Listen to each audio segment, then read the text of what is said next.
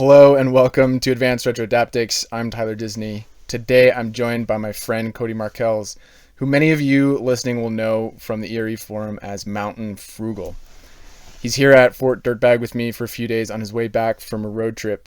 I wanted to set some of the background for people who might not be familiar with your journal. So I'm just going to rip through some stuff quickly here. So you've worked a ton of different jobs from an early age, ranging from telemarketer to curb painter, concrete buster, and that's like naming just a couple.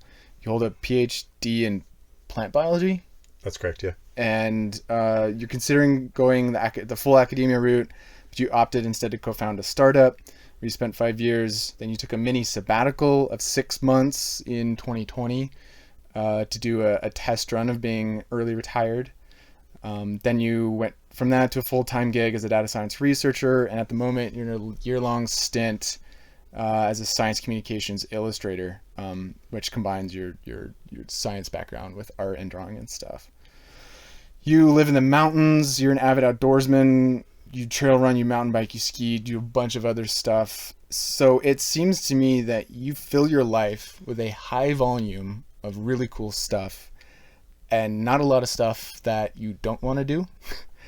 And I feel like my job for this conversation is to figure out how you do that. How do you pull that off? Okay. Asking for a friend. What does a typical day look like for you? I mean, the day sort of starts the day before because I always try to get a good night's sleep. We go to bed at 10, wake up at 5:30 or 6, usually with an alarm, but sometimes not. And then my partner and I, we both do creative things in the morning. I draw for a few hours. She writes for a few hours, and we just enjoy coffee and enjoy quiet time in the morning. And then we transition over into work mode a little bit, work for a little while, exercise, have lunch, and then do calls or meetings or whatever in the afternoon, and then make dinner in the evening, go exploring if we want to, go fly fishing, go fly fish the evening hatch if it's in season. Usually that happens in the spring and the summer, sometimes in the fall as well. And then make a fire if it's cold out. Our house we have electric baseboard heaters, but we never use them. We only use wood heat. So we start a fire around 5 p.m. And then that goes until 10. And when we put on the last log, and then do it all over again. We've known of each other through the forum for about 2 years when you came onto it, but only recently have we met in real life. And actually, on your way down on the start of your road trip about 10 days ago, you stopped by here and we had a night. And you asked me an interesting question, which was you asked how you seem different to me in real life than I thought you were, from the forum, just from your online persona. And I didn't really have a question at the time, but I thought about it. And my answer is I thought you are way calmer. You are a way calmer person than I assumed you were. From reading your updates, your journal, and just being blown away by the sheer volume of cool stuff you did, I had this assumption that you were a coked out squirrel on trucker speed, to be honest. And I figured you just bounce off the walls all day long, but you don't present that way at all. You're one of the calmest, chillest, most present dudes I've met. And I think that actually threw me off when I first met you. I was kind of oh, I didn't have to expect to have to hold up my part of the conversation because I figured you'd just be hyper, but you're not. That's on the theme that you don't do anything you don't want to do, and you're very organized, and I really want to dig into that in this conversation. So I guess the first question is, you present as very calm. Do you feel calm? Yeah, I mean I generally feel very calm, but that's the iceberg effect, I would say, because I've done meditation fairly regularly since I was a little kid, or starting with pitching and baseball. You really have to calm your nerves and calm your emotions to be able to pitch well and to pitch consistently. And so I was a pitcher for 15 years in baseball. Oh. Then that transitioned into me reading broader philosophy books and finding Buddhism and Buddhist meditation And so I started doing like Zen, breath work, insight meditation, that sort of stuff, just from reading books. And I was like, oh, this sensation is very similar to just calming your mind before you're pitching. And so, while I wasn't formally training in meditation when I was doing baseball, I feel like I was kind of like indirectly training. And now, like, reading more about it, reading more about sports psychology, those types of things. There's a lot of meditation work that people do to calm their minds, to be able to focus, to get into the flow of whatever it is they're doing. And especially if you have to do something repetitive where you can mess up. And so that's kind of the attitude that I bring towards most things that I approach. And I'm also just not afraid at all to fail. So, has that been consistent, or did you used to be afraid to fail, or have you just always kind of had a nonchalant attitude towards it? Well, I think that it developed over time from like playing baseball, and then running cross country and playing tennis in high school. You just kind of learn that if you try your best, and if that's not good enough or whatever to beat your opponent, I mean, that's in a competition sort of perspective. But right. I think it's just okay, and I've just developed that over time. I mean, I've done a lot of things, but that's because I'm the first person in my family to go to college, so like I just sort of had to make my own opportunities in a lot of ways. And so I just tried a lot of stuff, and I did a lot of stuff that I absolutely hated. Like earlier you mentioned that I did like telemarketing, which is like the worst possible thing for my general personality, which is quiet and introverted. It is hilarious imagining you like. I lasted 2 days at the job. Let's be fair. Yeah.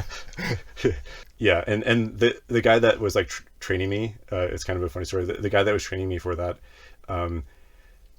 I realized after the fact that after I did it for 2 days that he picked up the phone, pretended to dial someone, and then like pretended to make a sale to like show how like easy it was, but he was just completely full of shit. Which is, a lesson learned for, people in sales. We might get into this at multiple scales, but how much do you plan? Like, how much time and effort do you spend planning your day, your week, your month, and just kind of like organizing your life versus like just deciding to do stuff? We were talking a little bit about this yesterday, and I think that I've internalized a lot of planning. I would say that's more the answer to that question. But it's only because I've planned very complicated field experiments. I've planned like working for this startup that I co-founded. I did a lot of project management for that, and I've just sort of internalized that and then just applied it to my own life. So now I'm sort of, I post these images on the forum of generally the direction I want to head for the year, and then it sort of just always works out that I'm looking for opportunities to link those types of things up. Like I gave in the earlier example of us on this road trip. We're going on a road trip, we're picking up some equipment, I can hit up these trout streams, we're also going to a wedding, I can come here and visit you. And like all of that is done, like those are all things that I want to do.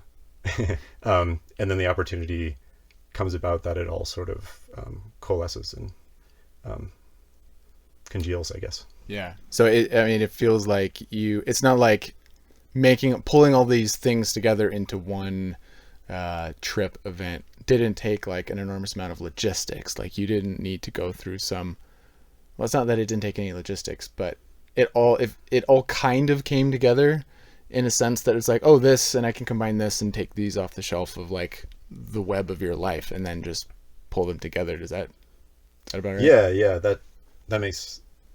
That's a good way to put it. I've also posted on the forum some ideas about how to try to think about that, where you take different ideas that you want to incorporate in your life, and then you just run some sort of randomization script to try to combine all of them.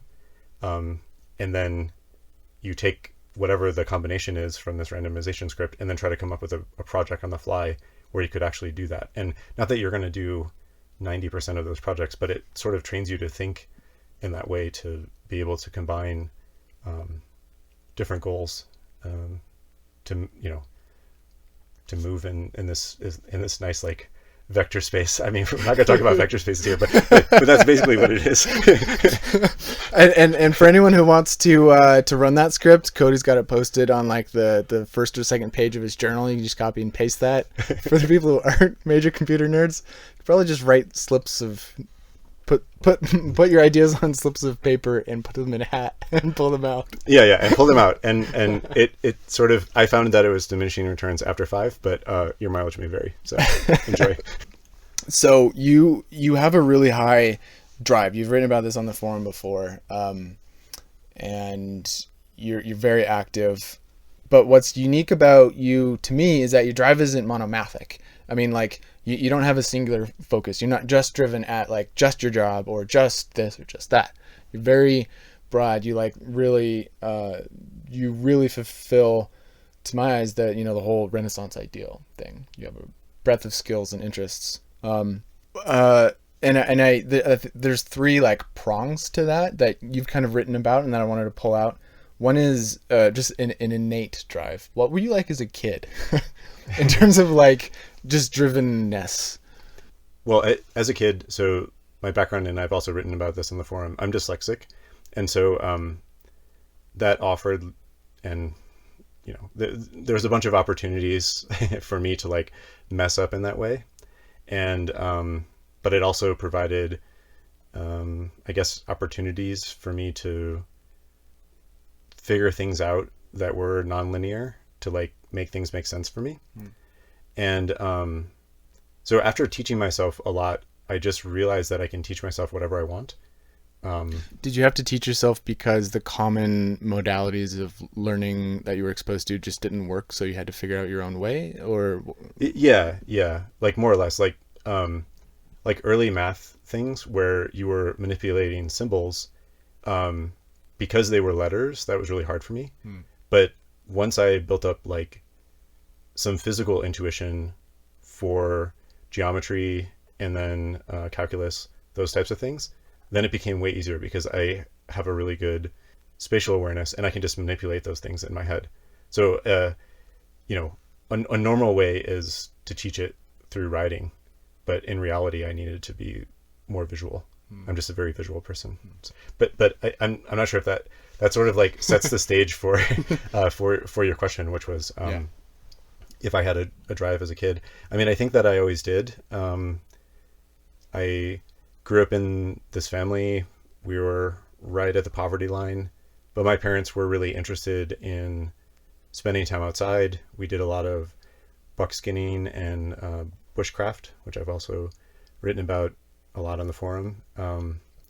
And in that mentality, you always problem solve and always try to make stuff. And there's a very large DIY ethic within that. And so if I have drive, I just have confidence that I can figure it out.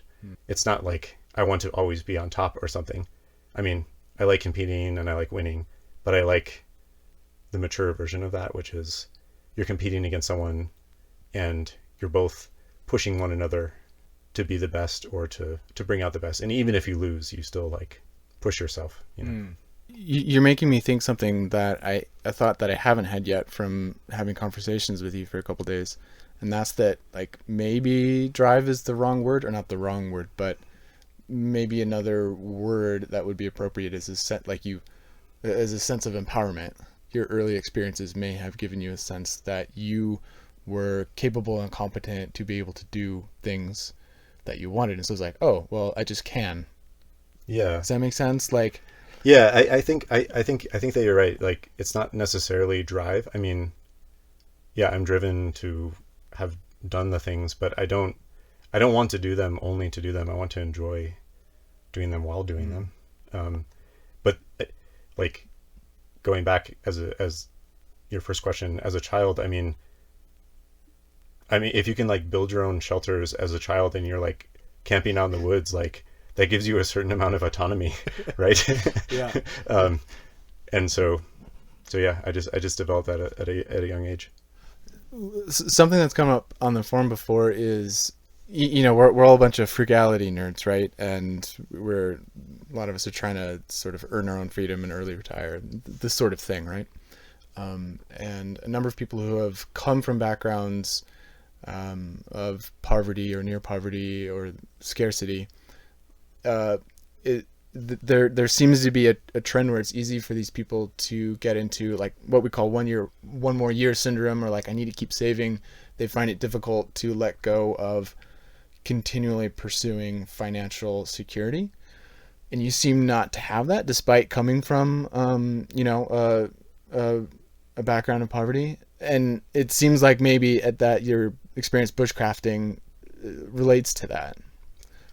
Yeah, I think so, because you're sort of just training yourself that you can be resourceful in many ways. And I honestly like never have fear that I can make money.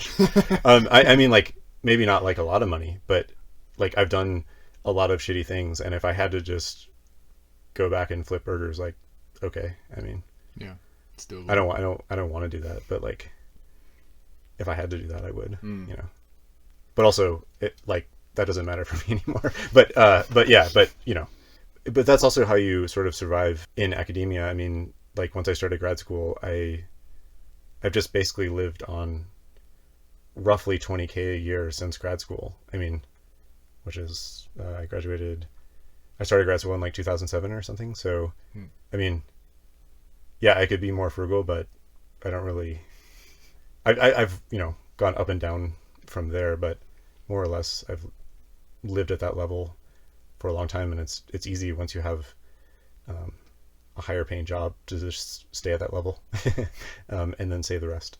And that sort of like brought me into this whole, I guess, FIRE and ERE. I mean, I read a little bit of Mr. Money Mustache, but I was kind of like, it wasn't very interesting. And then I started reading Jacob's blog, and I was like, oh, this is actually way more interesting, because Jacob was also an academic.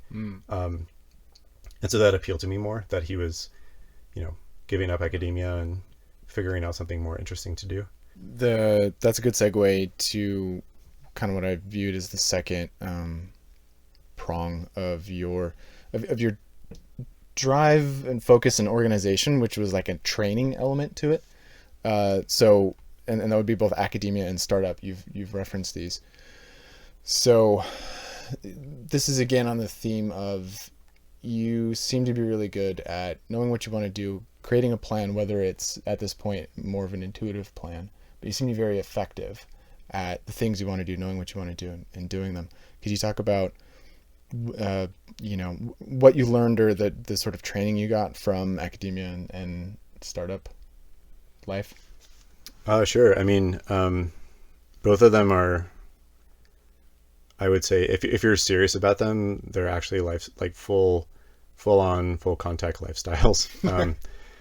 It's going to eat into all of your time, because you're competing against other specialists that are not sleeping as much or whatever. I mean, I had a fairly good balance. Like, I always exercised. I always tried to eat well and sleep well. But especially at the height of like academia, that's all I was doing. That's all I was thinking about. And I honestly just got burnt out on it. Taking a specialist attitude towards something that you think will work, and then finally seeing it work, is like, I don't know. That's where it's at. That's like that's the best possible thing. So you have this idea that you're not sure that will work, and then you use your resourcefulness and your training and your ideas, and then you move in that direction, and then you see if it will work. And that's both how research works, and that's also how startups work. And you're sort of relying on luck in both of those cases, because you're not actually sure, whether to continue and whether they're going to be successful. But that comes back to what we talked about earlier, is that, well, if it's not successful, then you just do something else. So we talked about like innate drive, we talked about the training, and then there's this third prong of the trident, which is like life experience. and you had someone very close to you pass away, and that you've written about this as well, that it was a very powerful experience for you in terms of like sealing the deal on a realization that life is short and that you should only do the things that you want to do. Can you talk about that? Okay, yeah, to provide the audience with a bit of context, I was married to a researcher. Her name was Sharon Beth Gray. She was on a work trip, a research trip funded by the Bill and Melinda Gates Foundation to Ethiopia to work on cassava and sweet potato genetics to help them develop varieties that were resistant to various root-borne pathogens. And there were these children that were throwing rocks at vehicles as they were passing by. And my wife happened to be, a rock came through the window of the vehicle and struck my wife. And she ended up passing away from her injuries from that. And so, I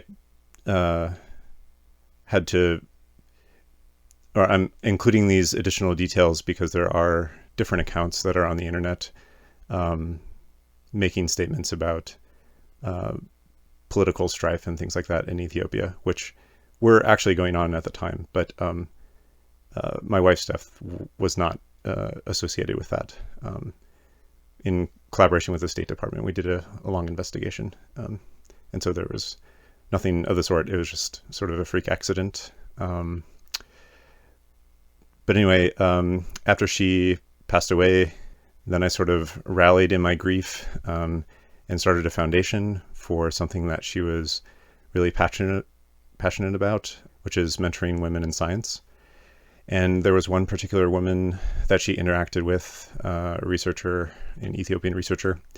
And the initial idea was to bring this researcher to the US and to raise some money in order to be able to do that.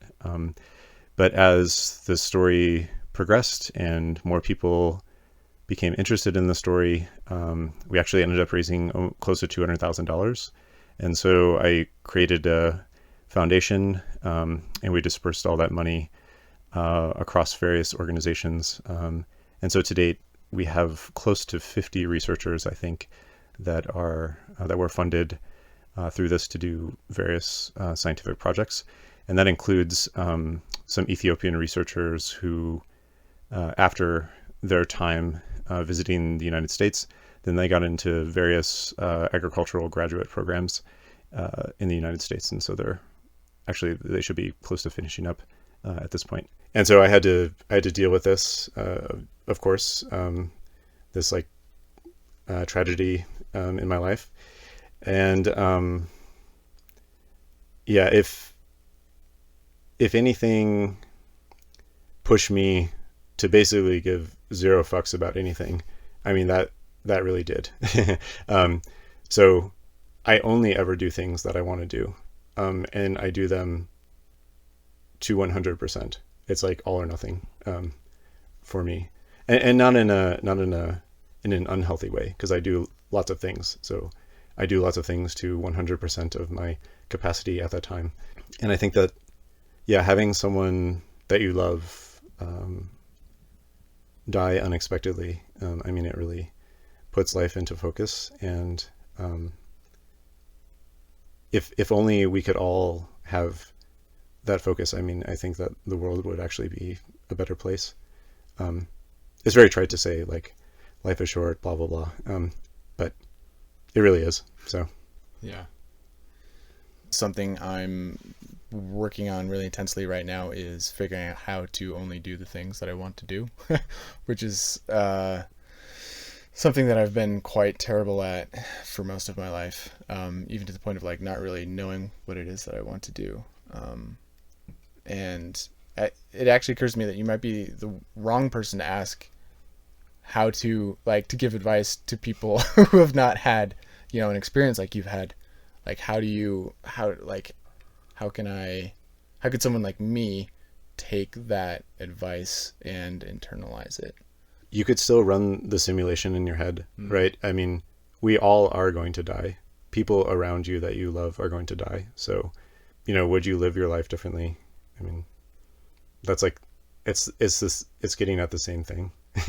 But does that really hit you in a visceral way? Probably not. I'm not sure that I'm the best person for that. But before this happened with Sharon, like, I was still living basically like that. I was just living in the structure of academia and startup land, which is sort of like a linear path. But now I'm following a nonlinear path, which is way funner. How much of her death impacted how much you spread out and like broadened what you did? So we were both at the level of, we were like advanced postdocs. We both had National Science Foundation postdoc fellowships. Like, we were at the top of our game. We were starting to interview for faculty positions, doing on-site interviews at R1 institutions. Like, we were full on gonna do academia. And then we started thinking, well, do we really want to do that? And then she, like, unfortunately passed away. And so that just really made me take a step back for having this like extreme specialist career, which a lot of people do and a lot of people struggle with, whether that's on the ERE forum or the other fire forums. I'm assuming I don't frequent the other ones, but I think we can all learn from these types of stories. But whether or not you actually like incorporate it into your own life in a visceral way, I think that's hard to do. But you can run the simulation. I mean, you can pretend as if someone close to you died for a week or something, and that would probably make you appreciate things in a similar way. There's a lot of Buddhist meditation practices where you have one more year to live or something like that, or equivalent things. So it's like, what would you do differently if you counted down 365 days? And it's like, oh, I'm dead. Like, you're still alive, but how would you live your life differently if you only had one more year to live, or something like that? There's a lot of those types of things that you could gain insight from, I think. Sure. In a similar way. Yeah. Yeah, I think one of the epiphanies I've had just sort of trying to piece together your story is that one can be intentional and structured and organized and driven to do a bunch of things that one wants to do, which sounds very obvious now that I've said it.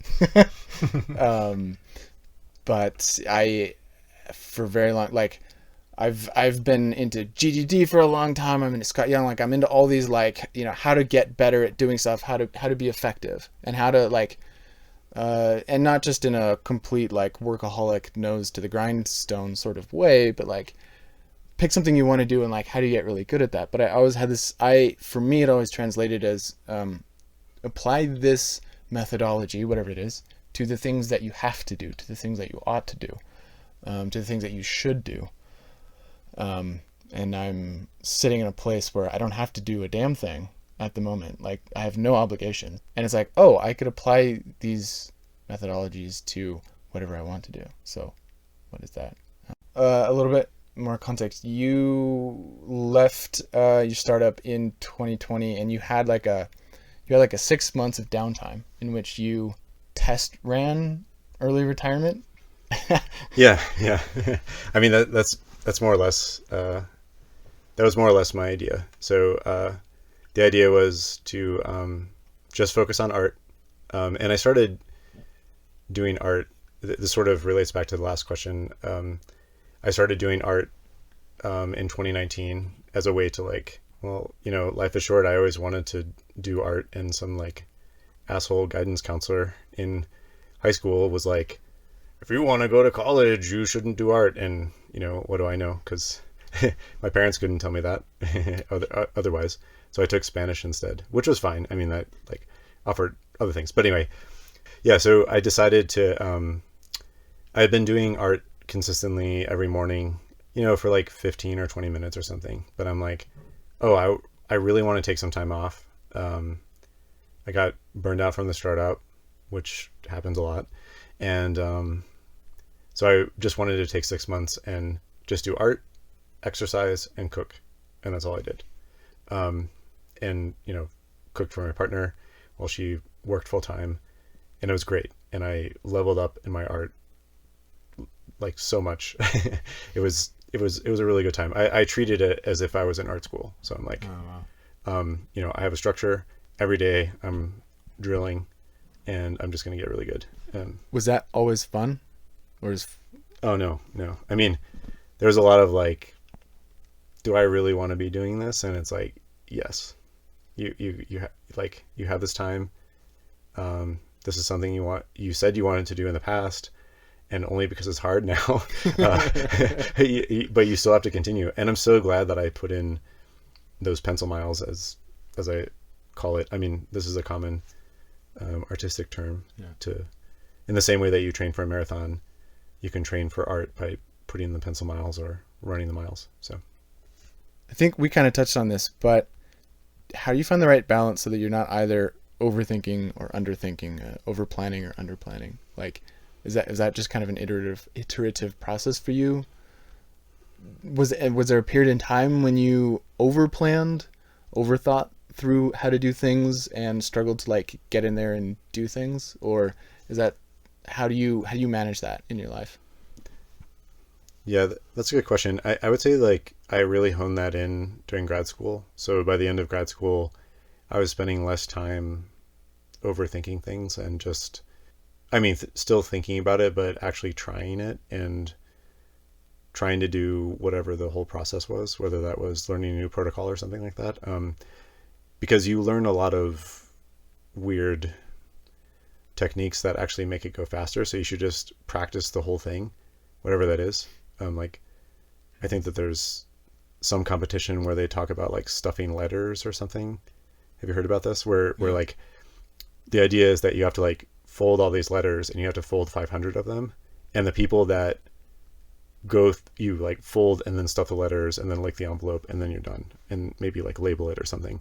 So you have this whole process assembly line, and the people that start by doing the whole process each time, they're like 30% faster or something in the end, rather than doing each step sequentially, because you learn all of these like minor things for like, well, how does the paper fold and to stuff more efficiently into the envelope. So there's a lot of like pieces within the process to like flow between the steps. And so I'm like obsessed with process. I like to think about it in that way, because you get a lot of gains in efficiency by doing that, and you also learn at the same time, rather than just intellectualizing it and overthinking it. And my really smart engineering friend told me this term, festina lente, which is I think it's Latin term, make haste slowly. So it's like this sort of oxymoron, but it's like the idea is that you move at a pace that you're always moving forward. You're not overthinking, you're not underthinking, you're making quality, and then you're moving on. If you can like harness that energy, it's actually quite liberating. I don't know. I mean, the same for all creative things, right? Like you're making this podcast now, so festina lente. Yeah, that reminds me of slow is smooth is fast. Yeah, exactly. Yeah, slow down to hurry up. Yeah, that reminds me. One of my favorite books on that topic is, I want to say it's called The Practicing Mind, and it's very much about this. This guy, he gives an example. He's a piano tuner, and he's got this crazy day where he's got to tune this piano for a famous concert pianist, and then he's got to get across town to this other one, and it's like an impossible amount of time to do it. And he's like, well, I'm totally screwed either way, so why don't I just try this idea? And like, instead of like getting his toolbox and just grabbing the tools and laying them out and getting after it, he takes his tools out like one at a time and lays them down next to each other neatly, and then picks one up, makes an adjustment, puts it down, and just like complete present focus on everything, forgetting about the time. Whereas normally he'd be like madly rushing through it.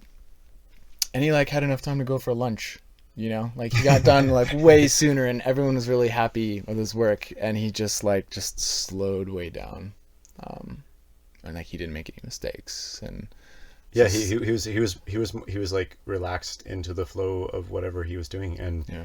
I mean, if there's anything that I try to achieve on a daily basis in multiple domains is flow. Like that's what I want to do. I want to flow when I trail run. I want to flow when I do art. I want to flow when I write. When I'm cooking, whatever. Yeah. So, I mean, do you have goals? I mean, they are goals because you need like objective things, but they're not like, yeah, I do have goals, but they're more like nebulous. It's sort of like, yeah, I want to do kind of that thing, over there. But I do track what I do, on a daily and monthly basis. And a lot of that I illustrate on the forum. And part of that is to look back at the month. And if you really want to do something and you've put up literally zero amount of time towards that thing, then I found that I either don't understand what it is I'm trying to do, or it's not broken down enough into a small enough piece that I can actually move forward on it. And so then if I still want to do it having not done it at the end of the month, then I try to break it down and spend the time. So it's like that's where the planning part comes in. So it's like the feedback, the review, the reflection provides the feedback for if you need to increase the amount of planning for something. Absolutely. Yeah. I like that. So that prevents you from over planning because you only plan when you need to. And if you're doing what you want to do, you don't need to plan it, right? Exactly. That's beautiful. That's beautiful. So the next topic I want to talk about is incorporating work into your web of goals. I actually asked my my mastermind group if they had any questions for you. And this is one. Okay. That they had. So thank you, mastermind group. It's a good mastermind group. So this is good. Yeah. Oh, they're great. They're awesome. You're actually like somewhat technically FI, right? Like you could kind of not work if you didn't. Oh yeah. I want mean, to. I fired like last year. Like, Okay. I don't need to work anymore. It's fine. Congrats. But you are. Yeah, but I am, because I'm still learning. I still have really good colleagues. A graduate student that I'm mentoring. It's like all that stuff means more to me than like, yeah, sure, there's stuff I have to do that I don't want to do, but it's not that bad in the grand scheme of things. Well, and even before you were FI, I think you obviously did a really good job of incorporating other interests into your life. At least for many years you have, and you've already talked about that. I think I'll talk for myself, but also a lot of people, when they have a full-time job, it's easy for that to take over. Like, I didn't resonate at all when you were describing like, when you're at a startup or doing something that like academia, something that takes up a lot of your time, you have to do extracurriculars. I'm like, my extracurriculars were in a 6-pack. Like, well, okay, wait, to be clear, I have been down that road as well. Yeah. But yeah, okay. Did you, when you took that mini sabbatical in 2020, did that experience change anything with regards to your perspective on work? Well, yeah. I mean, because in the same way that you, so if we back up to when I was talking about academia, like the goal in academia, more or less, is to get tenure, right? So what is tenure? The university pays you a salary or whatever, and you try to bring in grant money. But once you have tenure, you're basically, they can't fire you for like you can explore whatever you want. And I'm like, well, how does that actually work? And so I started looking into it, and it's like, oh, the university has endowments. They pay these professors. They have these funding lines. The professors, as they move up the ranks, they're bringing in money to the university. And I'm like, well, how does the money work then? And I was like, oh, you can just get tenure by saving up a bunch of money. So there are two ways to tenure. It turns out there's like the regular academic route, or you can just save a bunch of money and then, do things that interest you. And so I don't need to work, but all of these things interest me, and I get to interact with a lot of really smart people and learn all the time. And that's what I really value. So in a lot of ways, it's not really work. I mean, especially since I started this new like communications gig, I have work in quotes because it's all it's fun. It's really fun, and the people are really passionate about what they do. So yeah. The so you've DIY tenured, and the income is somewhat of an incidental yield. Yeah, but I mean I have other goals for that money as well. Like that's like a backup in case I need that for my mom or whatever. But I no longer need to work. So yeah, that's but cool. but that's like liberating. It's so liberating to be there. And then you can just do what you want. I mean, yeah, I'm not going to buy an ice cream truck and like drive around and sell ice cream. But unless that was your dream. Yeah. Can dream cream cone or something. That doesn't sound right at all. That sounds terrible. It does sound terrible. Hopefully I answered the question for your mastermind group. In one sense, I think that like your answer was like, oh well, I just like doing what I'm doing. Mm-hmm. And it's almost like, oh well, yeah, I guess that makes sense. All right, fair enough, right? I'd just like to interrupt this program briefly to give a shout out to our sponsor, The Joy of Not Being Sold Anything. All right, carry on. I just wanted to point out we are lighting a beeswax candle, courtesy of Megan, aka More Trees. Thank you, Megan. Thank you, Megan. It is at night here. We're both in bed, my bed. We've got candlelight, got the mood set quite nicely. It's a big eerie sleepover, really. So I wanted to dig in a little bit more about this whole work thing. Part of the context of the question is that there's this whole like to work or not to work. Like on the form, sometimes we write work like W***RK, like it's a swear word. Yeah, I never really understood that. And everyone, lots of people are listening to that right now and going, you bastard. Maybe we can start with like, just describe what your work is right now. Like, what do you do? What is the project, and what are your duties? And what is that? So I'm a researcher at UC Berkeley. I work on fire recovery in California ecosystems, not just California ecosystems, but all fire recovery. But we specialize in California ecosystems, and so I took this fellowship a couple years ago to apply my spatial statistical modeling skill set towards a different problem. I was working on it in plants, looking at like single cells in plants. And it turns out that the math scales very nicely across these different scales. So you can model comings and goings of molecules in different cells, or comings and goings of insects or plants in this different patchwork across fire ecosystems.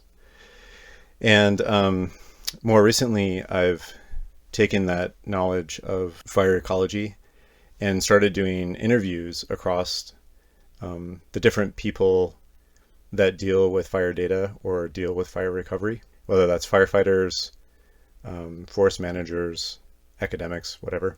And I thought that after talking with all these people for research purposes, for my own research, that there was a large gap in how they actually communicated with one another. And so I basically got this half-time gig to do science communication for the institute that I was working for. And I don't just work on fire there, but a lot of the content that I make is related to fire. So taking all of this knowledge, illustrating concepts that can be understood across these different domains for people that are dealing with fire, and then trying to communicate that to them across these different modalities. And this is like extremely fun because it's both technical, and I get to do art and writing, and I have two like really great science communications mentors and a science journalism mentor. And so, yeah, I'm learning a lot. So I always look at jobs for how much I'm going to learn rather than what they offer me in pay. I mean, I could be making way more money in industry. But I'm not doing it for that. I want to learn these other skills. So, and integrate the other things that I've learned. And so when this job came up, I applied for it.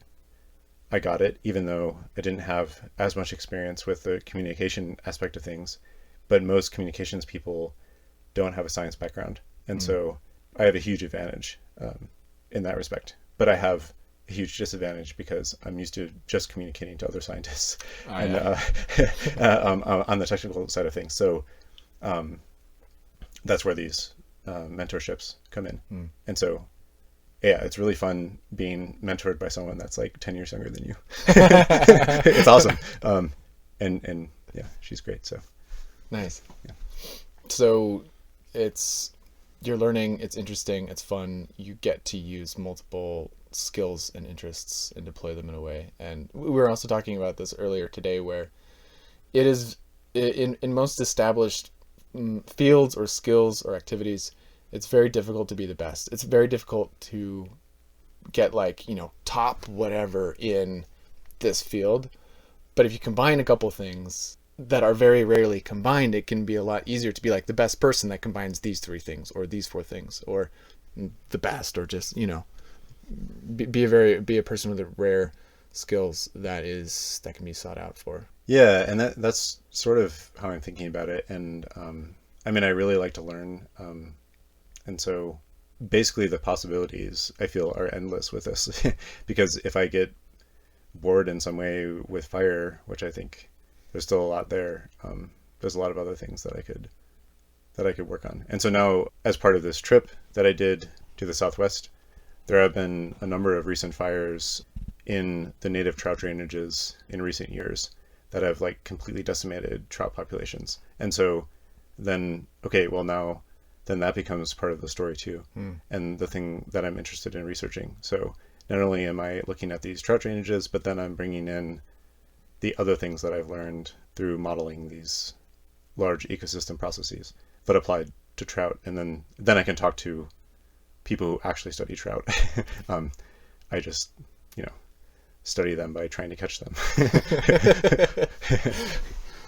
I mean, the quote that's coming to mind is that famous to the forum, at least, quote, I forget the name of it. A true master at life makes no sharp distinction between his leisure and his work. Something like that. It's a whole paragraph. That's this great quote. Are you familiar with what I'm talking about? I think so. I can't quote it from memory because I'm sort of bad at that stuff. I'll probably dub it in because it's so good. And yeah, you should dub it in. Here! Nailed it. Nailed it. A master in the art of living draws no sharp distinction between his work and his play, his labor and his leisure, his mind and his body, his education and his recreation. He hardly knows which is which. He simply pursues his vision of excellence through whatever he is doing, and leaves others to determine whether he is working or playing. To himself, he always appears to be doing both. It's a quote by L.P. Jacks. I think there needs to be some exploration for what you do. I mean, if you're not learning anything new, I mean, my opinion and how I always approach things is if I'm not learning anything new, or 50% of my time is not, and I think I've written this in the forum too, if I'm not learning at least 50% of the time, I'm like figuring out how to do something else. Yeah, I want to learn. I want to combine things. I want to integrate things. I mean, that's like the funnest part. Like writing science articles. Like, yeah, I can do that. I've done a bunch of that. But I don't really care about that anymore.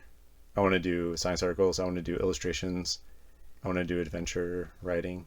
I want to figure out this nebulous space that combines those things. And I don't think there are a lot of people doing that. And that's where I want to be. And that's the direction I'm headed. It sounds like you are not anywhere near the end of cohering your vocation, working on your vocation, and that's like a process with a nebulous goal, like you already talked about. Yeah, and I think I mentioned to you yesterday or the day before or whatever, just like that I just feel really comfortable being uncomfortable.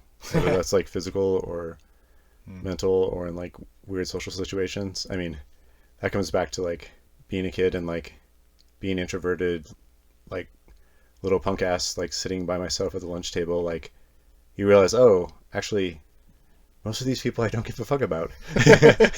So like, and probably, you know, it's not that I don't care about people. I do care about people. I care about them a lot, but most people's opinions don't actually matter because they can't hurt you. This is another thing that is related to everything we've been talking about.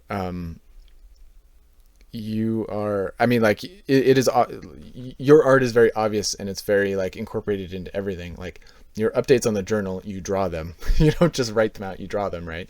And I mean, like, I think within 10 minutes of when we met a week and a half ago for the first time, like we were still talking, but you just had your sketchbook out and you were just like drawing. I think you're a great example of how ERE, post-consumer praxis, right, can be highly supportive of people who want to have artistic endeavors. And Gin and Juice Brian, who I'm talking with tomorrow, is actually another example of this. Like there's an idea that if you want to be an artist, you either have to be broke and starving or sell out. But you've got DIY tenure, so it just works. That wasn't really a question, but this was something that the mastermind group they brought it up. They're like, Cody's a great example of how you can like do your art, incorporate your art into your life, into your web of goals, and Erie can like support that, and you can do it. Do you have any thoughts on that? Yeah, I mean, I would step back from ERE and just say that is more part of like a systems goal approach. Like ERE teaches systems thinking. Yeah, so I would say it's more a systems goal approach than ERE specifically. But Sure. For the like finance side of things, for the taking care of your other life things, I mean, I think that can really help. I mean, it's a lot harder to be an artist and like live an upper middle class lifestyle or whatever that everyone else is trying to do. But yeah, it allows enough freedom to be able to do that. I think, I mean, I'm trying to think about this if I was like approaching this and I was only doing art, Right? because I think that's like more the question, and there may be other forum members, whether current or in the future, that may listen to this to think about this. And yeah, I think that like, especially if you're avoiding finances or avoiding other things that are actually really important to your freedom, you should not be, because you can make way more art if you're free to do that than you can otherwise. And so yeah, I think that like grinding a little bit, even if it's not doing art, you know, you're just always keeping up your art muscle while you're grinding at some other job, but for, you know, a relatively short amount of time, to save up enough to then pursue art full time. Because like in reality, art is like, if you're making good money in art, you've had a lot of time to develop an audience or whatever, and it's about human relationships, at least as far as I understand it. And I've made a little bit of money from art, but I'm not making a ton, but Right. That's sort of how I understand it, and like the direction I'm going for like doing freelance stuff. And so, yeah, if you're listening to this and you want to try to approach that, just like grind and do art for 5 years. You mean like the grinding and the art are two different things, is what you mean? Yeah, I mean, you could grind and do art. I mean, you might risk burning out on art. So that's what I mean by earlier when I was saying that you should always have extracurriculars. If you don't have enough energy for extracurriculars, you need to like really think about your sleep, your diet, and your exercise. If you don't have those things in place, which are all like fundamentals of ERE, then like it's kind of hopeless to like work at a high level.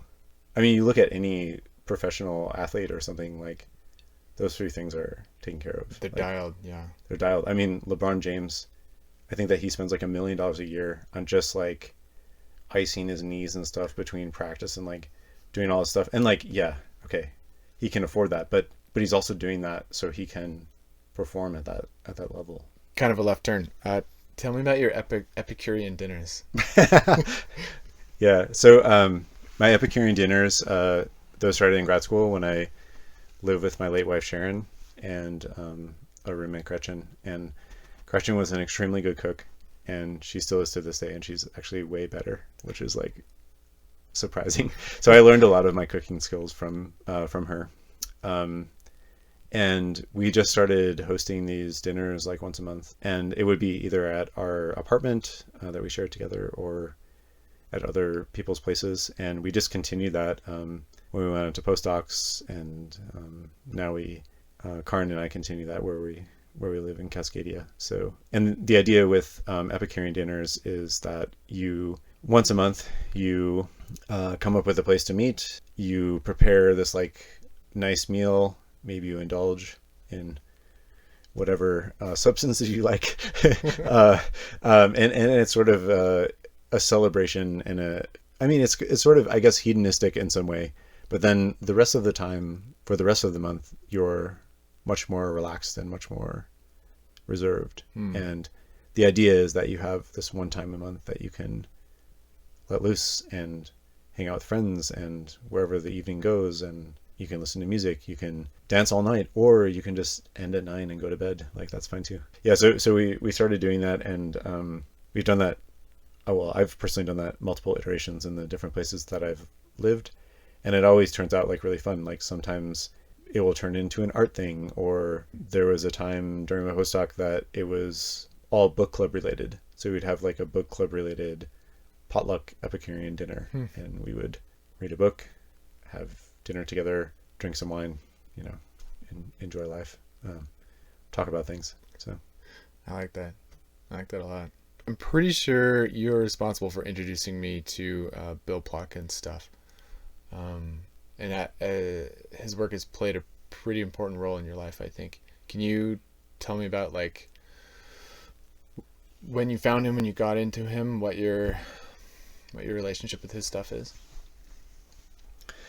Yeah, so I would say that as a caveat, I'm very much of an introductory student, I would say, to Bill Plotkin's work, because like his whole idea is that you have a whole lifetime to develop different skills and different aspects of yourself, to try to work towards this being this mature human that is fully engaged with the world, and you bring your gifts to the world, whatever those may be, whether those are scientific, artistic, programming, diesel mechanic, like whatever. No, I'm serious, like yeah. Whatever.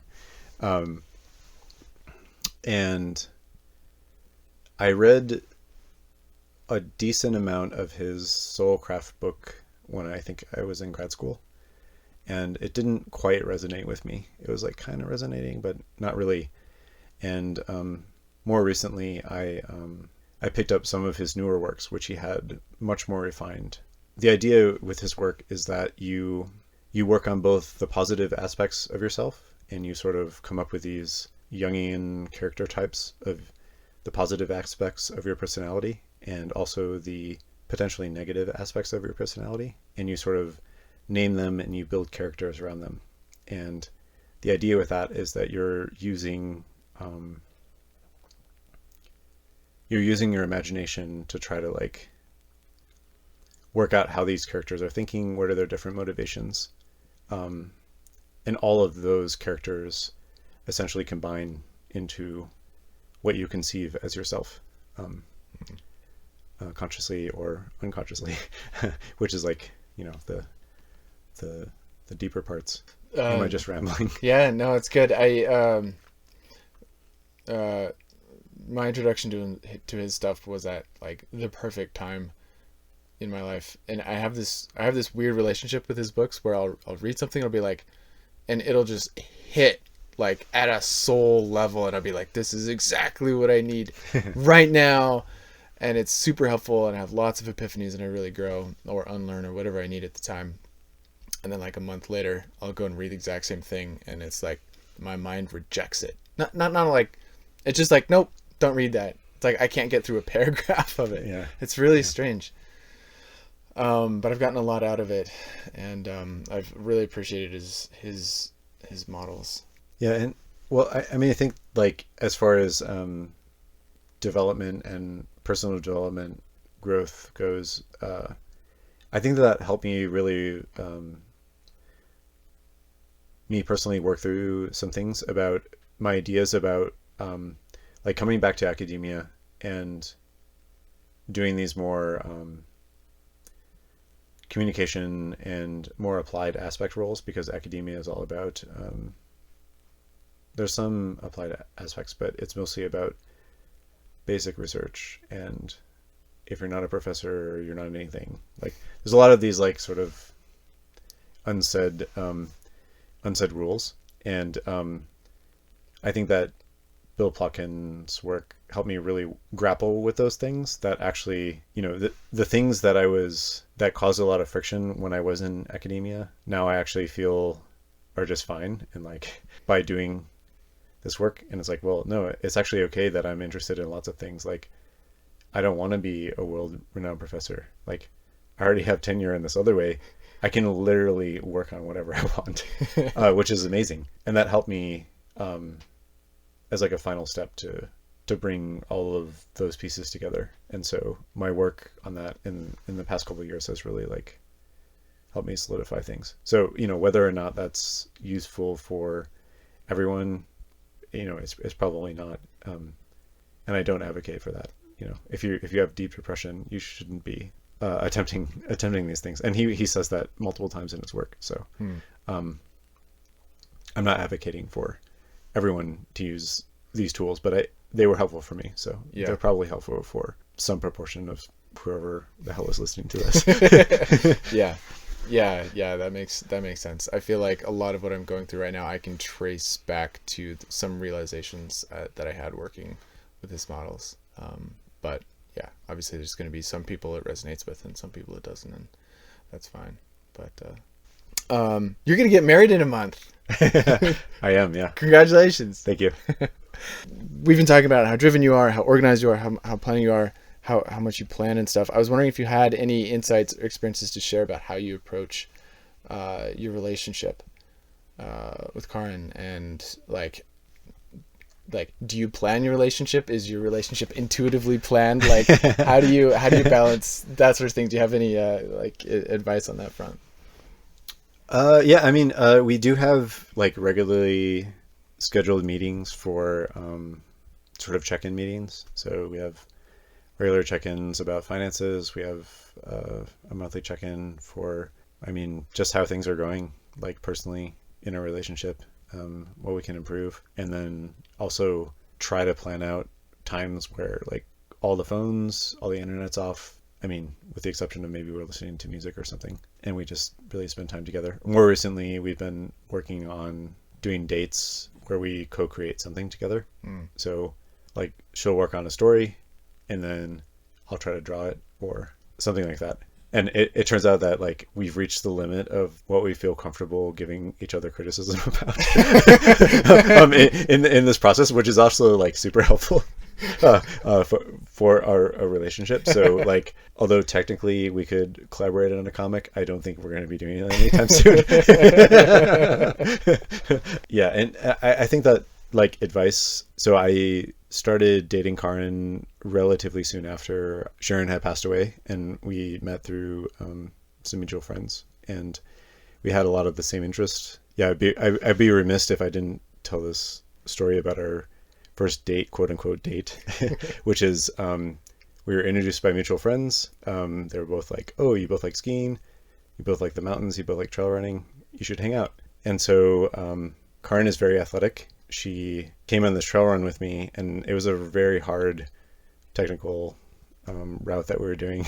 And I look back and I'm like going really hard, and she's just like, she's like right behind me.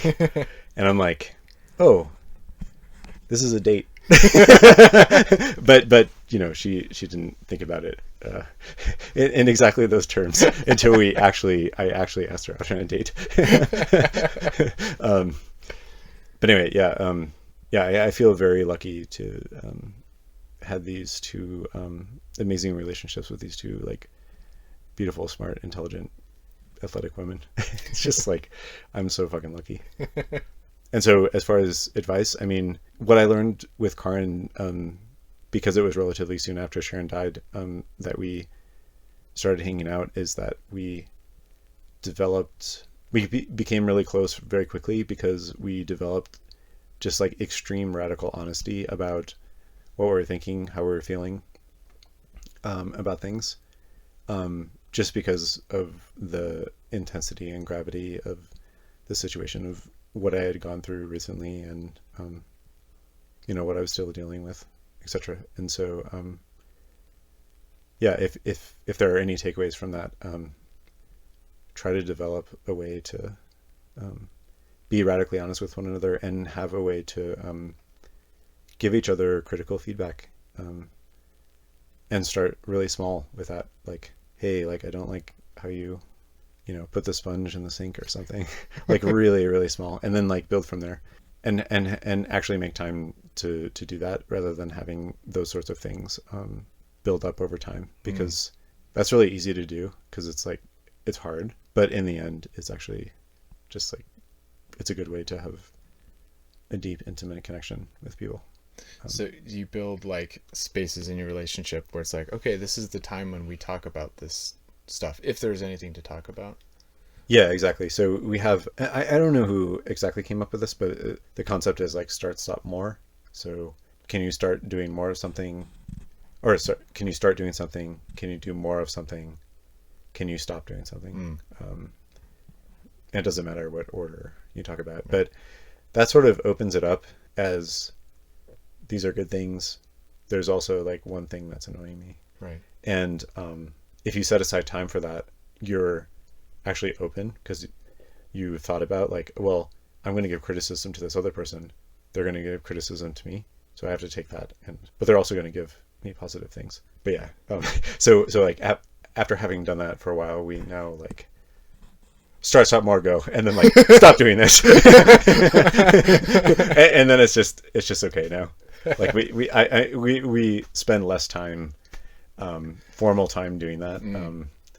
But I think but we spend a lot of time developing that trust in our relationship to try to do that. So I did something similar in my last relationship. I had like a weekly check-in meeting. I hadn't heard of start, stop, go, but it was kind of similar things. It was like, we definitely found that it's like, if you don't have a space for it, where it's like, this is what we're doing, this is the time for criticism and also encouragement and everything else, then it's like, it either doesn't happen, or it happens at really inopportune times. It's like, oh, I'll think about it, so I'll bring it up now. But it's like, look, I'm in the middle of something right now, and it's like not a good time to talk about it. Yeah, and I think especially on the criticism side of things, like Karin was in academia too before that, so like we're used to like criticism of ideas, but it's a little like more like knife in the side when it's like a specific behavior that you do or something, right? But it's fine. It's like it probably most of the things you don't even realize that you're doing, that are actually obnoxious in some way.